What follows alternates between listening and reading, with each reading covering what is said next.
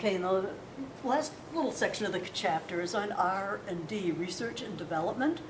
And the one thing that you need to know about research and development is that it is always expensed, which might lead you to the question, why are we talking about an expense in a chapter on intangible assets? Well, the simple explanation is that research and development expenses will often result in an intangible asset, such as a patent or a copyright or something. So anyway, I don't think you need to know a lot in this here. This just gives you a little explanation of sort of how R&D has been treated and sort of why.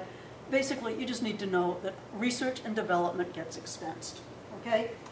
And yes, but it also has to be separated from other activities of the company.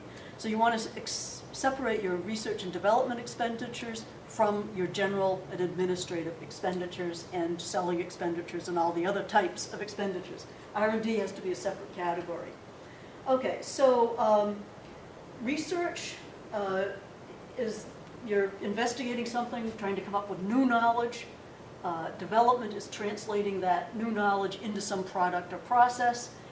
And R&D is definitely not modifying some existing thingy you've got going, some existing process or product. It's going to be related to something new. Okay, so the easiest way to do this, accounting for it, it's very simple. Well, it's not that simple. It's supposed to be R&D expense, but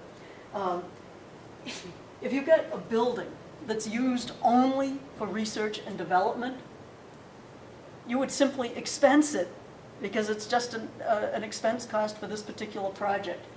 If the facility and equipment could be used for other R&D projects in the future, they would be capitalized and depreciated, but the depreciation expense associated with those buildings would be research and development depreciation expense. It would be under your research and development costs. So you'd have your R&D, you could have personnel, you could have all of these various R&D expenses. The depreciation associated with the building that the R&D is done in is an R&D expense. Okay, so personnel costs and contract services generally would be expensed. Purchased intangibles would be capitalized, and generally your indirect costs are expensed. That would be in general and administrative, but you would include a reasonable allocation of your indirect costs. That's your, like your utilities, some of the overhead, other overhead would be allocated to research and development. General and administrative are different. They're generally have to be linked specifically to the project. These people were working only on this to be part of R&D expense. Otherwise, they'd be your general and administrative. Okay, so if you look at page 630, illustration 1215 might be helpful in sorting a lot of this out. I put it in a different order that makes more sense to me. So if you buy equipment related for this project only, it's going to be R&D expense. Salaries and staff designing new equipment, R&D expense. Your materials, labor, and overhead on a prototype. The word prototype, that is an R&D term. That would be your R&D expense. You're testing it, you're doing design modifications, that's all R&D expense. And then you have the engineering costs to get it to the production stage, R&D. Once it's at the production stage, then it's not R&D anymore. It's been researched, it's been developed, and now it's just going, that's done. Your executive salaries, your cost of marketing to promote this new stuff, this new equipment, your commissions on the sales staff, those are not R&D expense. Those would be your general expenses for the executive salaries, your selling expenses on the others. Okay, so that just gives you a little bit of a breakdown on the complexity of this. And then let's look over here. So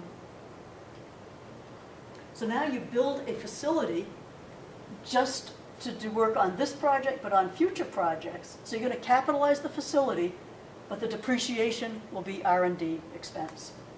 The same with the equipment. The depreciation is R&D expense. Materials for this and future projects, that would be regarded as a supplies inventory, and you're going to expense them as they're consumed, as you would any regular supplies account. Okay, so now legal and registration fees, you've done a lot of R&D, you end up with a patent, you capitalize to the patent the legal and registration fees for getting it. And then the amortization is just regular expense, amortization expense, no longer R&D, okay?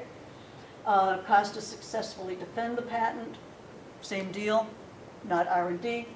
And then this one, I don't think they include this in the book anymore. I think they simplified this chapter a lot.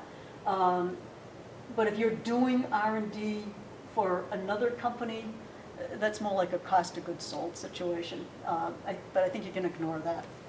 Okay, you'll run into that if you go on in accounting. And same with this little yellow section here. Okay, so that's your research and development costs, and the best way to get them down is really just to do a few of the examples in the exercises and brief exercises, and after a while it makes sense. I'm not going to go too crazy on it on the exam. The one thing you do need to know is that research and development costs are never capitalized. They are always expensed. Okay.